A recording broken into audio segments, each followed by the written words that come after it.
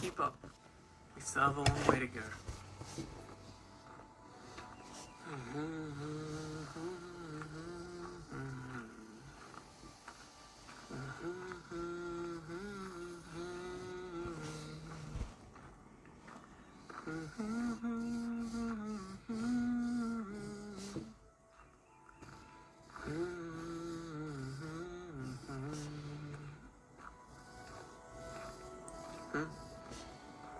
What am I humming?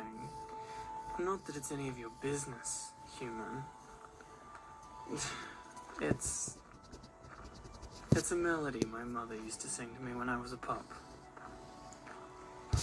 You sure do ask a lot of questions, human. No, my mother doesn't live in Caledon. No, my father isn't there either. Listen, I'm not here to give you my life story, human. We've got a lot of ground to cover, and you should be focused on keeping up, not chatting. I'm not snappy. I just want us to be done with this journey sooner rather than later. Time is coin, and I still want to see if I can catch up with my previous party in Caledon before they leave again. I need to have a word with Leo after all. No, I'm not mad. It's fine.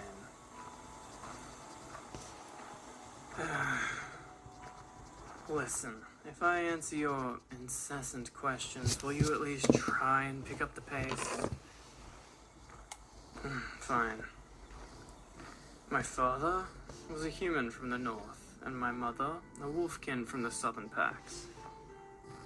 He was a blacksmith by trade, and my mother, a warrior, met him when trading for weapons and armor. They were both smitten with each other almost immediately, also she told me. While their love was true, my mother's pack never allowed him to join with them. We never got along well with humans. But they had me in secret anyway. When the pack found out, he was cast away. And I haven't seen him since. My mother spoke of him often and fondly. It's been a long time since I've seen him, though. Perhaps he went to the west to tend to the dwarven forges, or maybe to the eastern provinces to support the capital's war against the goblin hordes. And I'm not sure. Us wolfkin are raised to be independent, though, so it's not like I care that much. The only memento I have of him is this necklace I'm wearing. He forged it for my mother when they were secretly wed. She gave it to me when she... Well, never mind that. Come on, there's a river crossing up ahead.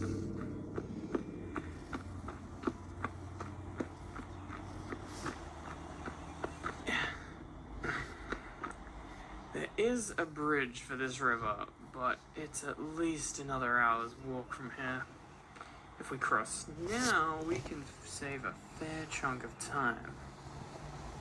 This river is running very fast, though. And you're probably still too weak to get across this on your own. Listen, I don't doubt your strength, little human, but the current is far too strong. You'll be swept away as far as the Barrows, almost half a day back the way we came. Perhaps... Yeah. Get on my back. Yes, my back. Well, with both our weights combined and my sure footing, we can effectively wade across without getting pushed downstream too much. Yes, it's fine. Just don't sit on my tail or flatten my ears and it will work fine. Okay, human? Okay. Let me kneel down. Okay, ready? I'm gonna lift you up now. Move your leg. There you go. Alright. Yes, put your arms around me. That's... yeah. Okay. What is... There's that smell again. It seems so familiar. I smelled it on them when they first came into my camp. And it seems so nostalgic somehow. Lavender. Huh? No, I'm fine. You're not too heavy. Here, hold on tight. I'm gonna start walking us into the deeper part. Why does this scent haunt me so? It reminds me of when I was younger? When I was with my mother, maybe? Could it be... human? What is it? Watch out. For what? Oh, come on. There's a log coming right for us. Hey, hold on tight. I'm gonna have to toss you the remaining distance. The shore isn't too far. Nope, no time to protest. Get ready. Crap. Now it's just me in the way. And I really didn't want to get my ears wet. Ah, by the goddess.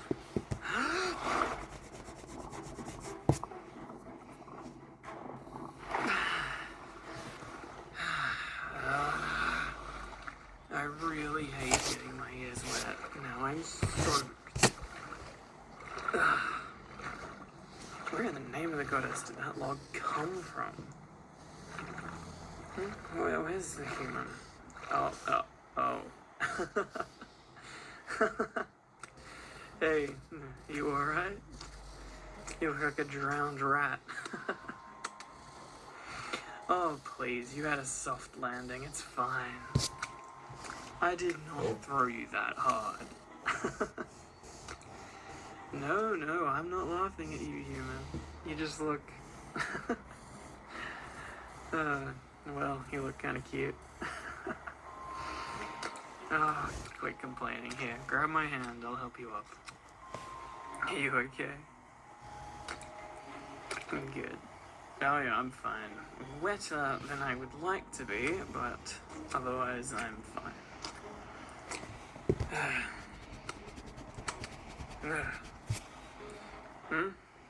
You thought my senses were supposed to be good.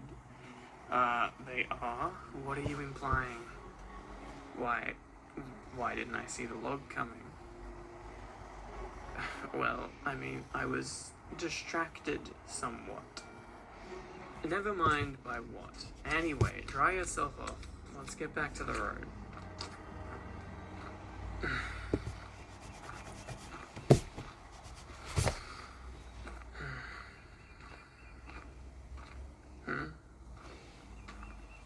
I never finished what I was saying.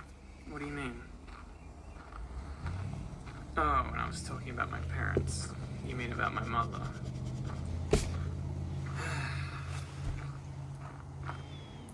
My mother passed some time ago. Thank you for the condolences, but it's really fine. I've accepted her death. Happened when I was just a pup, after all. And with losing my father around the same time, I guess I'm used to it at this point. Anyway. What was she like? She was a warrior. I guess you could say she died fulfilling her duty. Her duty to protect the innocent and slay those not so inclined. No, it's fine. I don't mind you asking. It's been a while since I've thought about it. Well, she fought in many a battle in her time, but her final one came in the form of a band of highwaymen. I was there with her. It was a night like any other. My mother was teaching me to hunt small prey by moonlight, rabbits and voles and the like. We were skirting the edges of the main road between farmland and the nearby town when we caught the scent of something approaching. It was a woman and a few men. Farmers, from the looks of them, I suppose. One of them, more portly than the rest, appeared to be a merchant, leading a horse laden with bags full of fresh produce and meats. The woman also appeared to be carrying a small sack of some kind. What exactly it was, I couldn't make out at the time due to the distance we were from them. We didn't care much for them to begin with, and the only reaction from my mother was to push me to stay focused on my prey and to ignore the humans. This was something she told me often, as I was frequently sneaking off to spy on humans in the nearby town, as I rarely had a chance to interact with them. Even then, we weren't hugely integrated into human society, mostly stuck to our pack in the forest, only entering human towns to trade meats for materials and such. Even then, we could tell we weren't exactly welcomed, rather treated with fear and distrust. Anyway, it was only shortly after this that we heard a rabble of men approaching from the distance. This was a different group of humans, though. We smelled the burning of torches before we saw the lights, but even then my mother halted. She could tell something was wrong about this group. She was right. They were bandits. Now, there was a food shortage going on at the time, from what I remember, and supplies were scarce. As a result, these bandit groups had grown more desperate of late, preying on the normally well-guarded main roads. This envoy was a prime target for them. Guess you can imagine what happened next. Demands were made. Some of the men put up a fight, but were quickly silenced, the rest beaten into submission. They moved to strike down the woman next. One of them knocked her out cold with the butt of his sword hilt, and I guess they wanted to avoid witnesses because one of the men moved to make what looked like a final blow. But before I had even realized, my mother had leapt from the bushes where we were hiding and drew her blade upon the group. It was 1 against nearly 24. She took one look at the slain farmers and went berserk. Wolf or human, my mother wasn't a woman to stand by and let injustice prevail. So she attacked. You ever seen a wolf maiden fight? Something to behold. I had never seen my mother so full of bloodlust. One by one, she moved between them, almost dancing with her blade. And one by one, the bandits fell. I could do nothing but sit there and watch. I was just a pup. I couldn't fight or help. I could only watch on in shock and awe. That is, until something caught my eye. The small sack that the woman was carrying before had fallen from her hands when she was knocked down by the bandits, and it was wriggling on the ground. And that's when I realized it wasn't food or supplies. It was a baby. The woman was still unconscious, and I could hear the babe crying over the sound of clanging metal and tearing flesh as the battle went on. Knowing it was only a matter of time before the infant was stepped on, or worse, I crawled out from my shelter and grabbed the small wrapped-up package.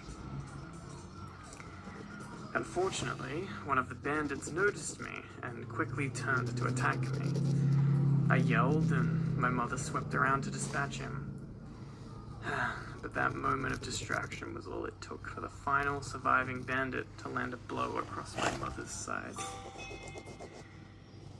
She screamed in pain, but didn't stop her onslaught, spinning around to deal the finishing blow to that last man. And with that, the battle was over, but not for my mother. I rushed to her side, but, well, the wound was grave and the blood loss too much. I remember seeing the light slowly fade from her eyes. Still clutching the baby in my arms, she pulled me close, pulled the necklace my father had made her from her neck. She forced it into my hands and with her dying breath bade me to let justice guide my path and to protect the innocent whom the world would do harm to. And then she was gone. And then she was gone.